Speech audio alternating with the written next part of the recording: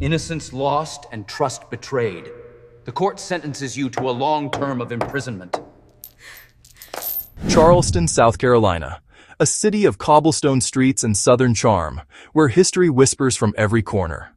In the quiet, tree-lined suburb of West Ashley, life moved at a gentler pace.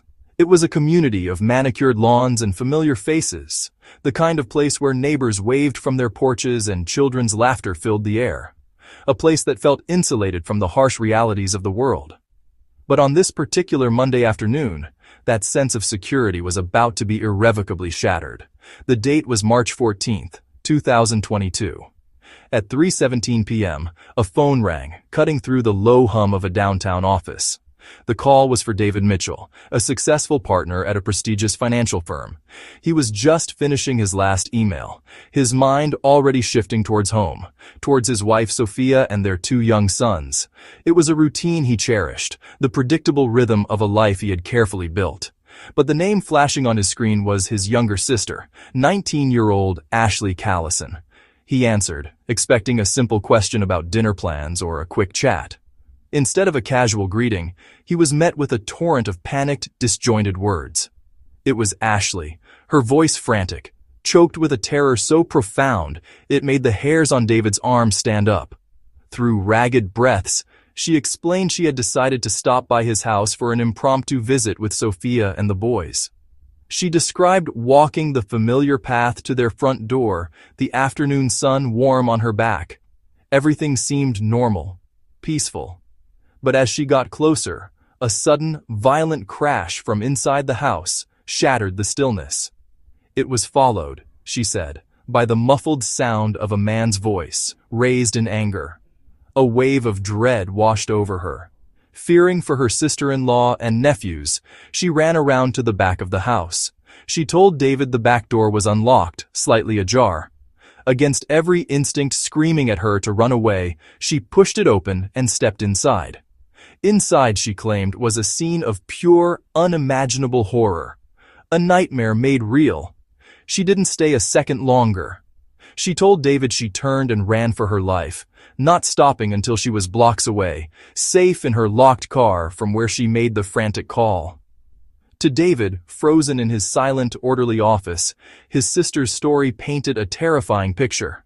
A brutal, random home invasion that had violated the sanctity of his home and family in the most violent way possible. But as investigators would soon discover, the truth was far more complex and far more chilling than anyone could have ever imagined. At 3:28 p.m., just 11 minutes after David's call, officers arrived. They found the front door locked, but the back door was unlocked, just as Ashley said. They entered cautiously, prepared for the worst. The room should have held laughter. It was silent. There lay 32-year-old Sophia Mitchell. There lay 5-year-old Liam. There lay 3-year-old Noah. As more police arrived, David pulled up, frantic. Officers restrained him as the reality set in. Neighbor Margaret Thompson rushed to his side. No forced entry, nothing stolen, no struggle. A 9mm handgun lay on the coffee table. It was David's, kept in a locked safe. In the quiet, tree-lined suburbs of Charleston, South Carolina, lived 32-year-old Sophia Mitchell. To all who knew her, Sophia was the heart of her family, a woman whose world revolved around the people she loved. Her warmth was a gentle gravity that pulled everyone closer, creating a home filled not just with things, but with palpable affection and laughter. She and her husband, David, were college sweethearts. Their love story was one of quiet certainty, a partnership built on shared dreams and mutual respect. After marrying, they chose Charleston to build their life, drawn by its charm and the promise of a peaceful community to raise their children. By profession, Sophia was a gifted kindergarten teacher, known for her boundless patience and creative spirit. She had a unique ability to see the world through a child's eyes, making her classroom a haven of discovery and joy. When her sons, Liam and Noah, were born, she embraced motherhood with that same joyful dedication, stepping away from teaching to focus on them. She meticulously documented their lives, capturing the fleeting, ordinary moments she knew were the most precious. With the boys growing, she had recently begun planning her next chapter, hoping to return part-time to the classroom she missed so dearly. Her older son, Liam, was 5. A curious and exceptionally bright child, he had just started reading and was devouring books with an appetite that delighted his parents. He was a builder of elaborate Lego castles and a gentle, proud big brother to Noah, always ready with a helping hand or a protective hug. 3-year-old Noah was his brother's opposite in energy but his equal in spirit. He was a bundle of pure sunshine, a whirlwind of giggles and motion who adored superheroes. His favorite was Captain America, and he often refused to take off the costume, his little shield a constant companion as he patrolled the living room. He was still wearing it on the day his life was taken. The costume, once a symbol of joyful make-believe, would become a heartbreaking emblem of innocence lost. This was a family defined by love, their days a collection of small, happy routines, a family portrait of warmth and promise, about to be torn apart in a matter of minutes. All their ordinary wonders, and all their future joys, were about to be gone forever. In the immediate aftermath, Ashley presented as a traumatized witness, her story the only narrative authorities had. She appeared distraught, her voice trembling as she described the horrific scene she claimed to have discovered. She recounted hearing a sudden, muffled shout from inside the house. Worried, she said she entered through the back door, only to be confronted by an unimaginable sight, causing her to turn and flee in terror. For a short time, her account was accepted, a plausible explanation for an unspeakable tragedy, but then the evidence began to speak, quietly at first, then with undeniable force. In the silent hum of the forensic lab, a different story was taking shape. One told not by a person, but by the impartial language of data. The home had no security cameras, a fact that initially seemed like a dead end for investigators. But the smart home system did keep a meticulous, unblinking door log. Its memory was perfect. The back door was opened at 2:17 p.m.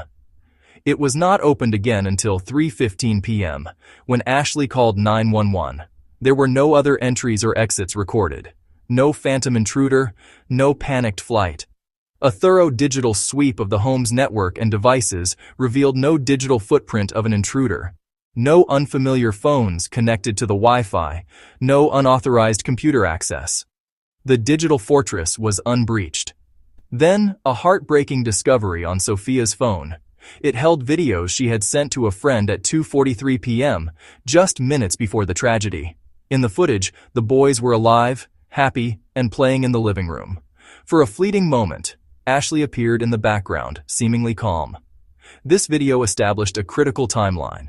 The medical examiner's report was the final, devastating piece. Time of death for both boys was placed between 2:45 and 2:50 p.m. This created a tiny, 5-minute window. A window far too small for an unseen killer to enter, commit the act, and vanish without a single trace on the door log or any digital system. Piece by piece, the story she told began to collapse under the weight of objective, electronic fact. Each timestamp, each data point, contradicted her narrative. The door log, the phone video, the medical examiner's findings, they were all threads in a tapestry of evidence, and every single thread led back to Ashley. Detectives searched her digital world. Her searches painted a disturbing picture. Untraceable poisons, lethal drug effects, how to stage a murder as an intruder. Do police check search history after someone dies? A journal revealed jealousy and resentment. Everyone thinks she's so perfect. Nobody sees how she stole the life that should have been mine. Sometimes I imagine them all gone. Her phone stayed at the home until 3:15, contradicting her flight and panic claim. This was not impulse. It was a plan. 4 days later, an arrest warrant was issued. Police coordinated a quiet surrender. Ashley showed little emotion. Her parents stood by, devastated. In interrogation, she was eerily calm and detached. Shown logs disproving an intruder, she suggested a malfunction. Confronted with video timing, she changed her story. Asked about Sophia, her composure cracked. Sophia had everything. The perfect husband, house, children, but I didn't hurt her. Hours passed. She never confessed. Prosecutors charged her with 3 counts and moved to try her as an adult. Charleston struggled to comprehend it all. The trial began in January 2023. Assistant District Attorney Grace Taylor led a methodical case. Sophia's last videos showed a happy family minutes before death. The timeline trapped Ashley in her own lies. Her prints were on the weapon, its magazine, and the bullets. Gunshot residue marked her hands and clothing. Microscopic blood spatter placed her near the shots. David testified about the life they built and the call he believed. Grief filled the room as evidence mounted. The defense argued psychological issues and age. They sought doubt in intent, not in the facts, but the evidence formed a wall of certainty. After 3 weeks, the case went to the jury. In 6 hours, they reached a verdict on all 3 counts of first-degree murder. Guilty. For the first time, her composure faltered. Behind her, her mother wept. There are no winners today, only loss that will echo for generations. It doesn't feel real to me. The judge called the murders premeditated and calculated. She sentenced Ashley Callison to 200 years in prison. Ashley will spend the rest of her life behind bars. Justice, in law, had been served. But the wounds remain. The verdict brought closure, not healing. Friends and neighbors created memorials. The community mourned its lost sense of safety.